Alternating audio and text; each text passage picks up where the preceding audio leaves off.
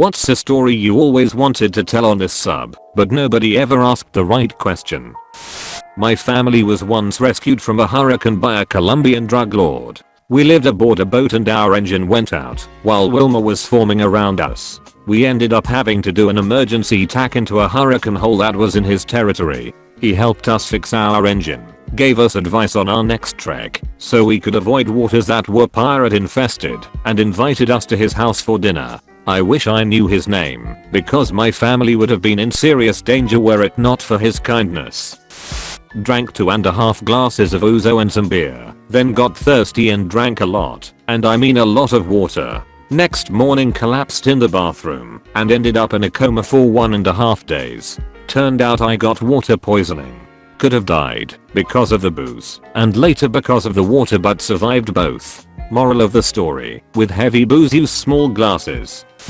I noticed that whenever I'd order Jimmy John's for delivery, the drivers were either really uptight when I'd answer the door or seemed very uninterested and wouldn't look at me. This was surprising because I try to be really nice to service industry people. I was doing a group order and wanted to make a note in the comments section to bring extra napkins. When I finally pieced it all together, my account had an old comment still in the special instructions tab saying do not make eye contact at the door. I must have made it with my friends when we were drunk as a joke and forgotten. That means the past dozen orders or so all had that attached to the order ticket without me knowing. I was once hanging out outside a bar in a bad part of town.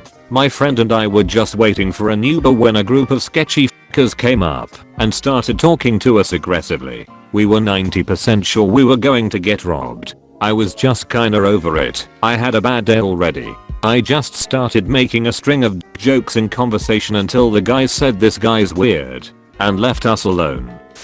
I always knew my great-grandfather as the guy who lost his eye at an accident with a firecracker. This Christmas I found out that it saved his life twice. Once because he had tickets for the Titanic, which he then missed because of the accident, and the second time when he was supposed to fight in World War I. He went to the office where he was supposed to sign up for it, told them that he was disabled, which they did not believe. So he took his glass eye out of the socket and placed it in front of the officers. So yeah, losing an eye isn't the worst that could happen. Posted this before about how I accidentally pissed off the crows. Oh god, it's a long story. It started when these 4 boys around 10 or 11 would walk past my house every week to go swimming, and every week, for weeks in a row, outside my house the same kid got shot on by a massive crow. Obviously we found this really funny and didn't make the connection at the time he must have done something to piss the crow off. I was putting bird food out in my garden, but I was getting loads of feral pigeons, so I was trying to shoo them away, which this crazy crow must have taken offense to. Soon after I noticed that I was getting caught up by crows all the time. No matter where I went there was angry crows cawing at me. That's when I googled crows and saw that they can hold grudges, recognize people, tell other crows about "bad people." So I tried to make a peace offering by throwing food on my shed roof. My kitchen window, with the sink in front of it, overlooks the shed roof. After throwing food out I stood by the window doing the dishes. This must have also pissed this crow off. Later that day a crow started absolutely screeching and cawing. I went through to the kitchen to see what was going on when a huge bird landed on my window. In 20 years there has been no bird on that window because there is a big ledge above it. So this crow must have hung its butt over the ledge just to do that. I went to bed that night only to be woken up at 5 AM by screaming right outside my bedroom window. I live on the first floor, so it couldn't have been a human. I googled crow screaming, and sure enough that was the noise I heard. It had chosen the only window with a light on to do that. Later on that day there was a big crow sitting on a tree near that window. If anyone else went to the window it just stayed still, but if it saw me, it started bouncing on the branch, like it thought it was funny. Obviously after the and screaming I wasn't going to give it any food that day. I did give it food the next day, and it must have taken the hint, because it never on my windows, or woke me up by screaming again. However, for about 1.5 years, every crow for a mile radius round my house would angrily caw at me. Don't piss off the crows. My buddy and I went to the gym one night. It was a 24-hour gym, and we are introverts. so we liked going late at night when it wasn't busy. Nobody else was there that night. It was around 1 AM on a weekday. I finish my workout first and hit the showers. I'm washing up in my little shower stall and minding my own business. Then all of a sudden, I feel cold water running down my back and my that some bitch buddy of mine filled up a bucket of freezing cold water, snuck up behind the stall with his eyes closed, obviously does not want to accidentally see my gore ass, put it over the stall door and poured it. I screamed in terror because it was so fucking cold and he was laughing his ass off. I decided to get him back. I was gonna flash my dick at him. I finish my shower and I overhear footsteps coming to the change room. The change area and shower area were separated by a thin wall. I decided this was the moment. I run to the change area in my towel, whip it out, and yell, "Wanna see my penis?" It wasn't my buddy, it was some random guy who showed up for a late night workout. I was mortified. I showed this dude my dick. My buddy was outside the locker room dying. We never saw that guy at that gym again, for good reason. I once got locked in the laundry room at my apartment complex and had to call the cops to get me out.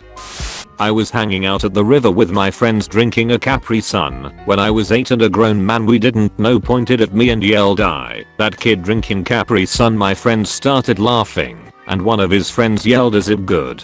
To this day, I can't drink Capri Sun around those friends without someone saying, "That kid drinking Capri Sun." I worked at a hospital as a doctor's assistant in the orthopedics department. This one time there was a patient who stole a bunch of sheep, and when he was cornered by the police he grabbed one and jumped off of a bridge. When asked why, he said, "I thought sheep are soft like clouds so nothing will happen to me." Needless to say, he broke every single bone in his body. My dad, brother and myself took our catamaran, small 2-hulled sailboat kind of thing, out at one of the Florida Keys. We needed to cross under the 7-mile bridge to get to the beach where the rest of the family was at. We had the clearance according to my dad, but apparently the tide was in. Our mast barely clipped the side of the bridge and started to capsize, but it kind of settled and just sat there. We decided the best thing to do was to just flip it the rest of the way and go with the current. We all had great life jackets and were solid swimmers, so we weren't worried drowning. While we were trying to flip the catamaran back over, it can be done. A Coast Guard cutter pulled up and got my brother and I on board. They tied the rope from the mast to the back of the boat and got it up eventually with the help of my dad. They wrote my dad a ticket and we continued to the beach. My dad made us swear not to tell my mom. Well, that lasted about an hour because people had been fishing off of the old bridge and came to tell us at the beach that there were sharks circling us the entire time. I'm really glad I didn't know that at the time. The most unexpected people I ever met under the least exciting circumstances. I was a janitor at a truck stop or big rig mechanic place. They worked on semi-trucks, RVs, tour buses, whatever.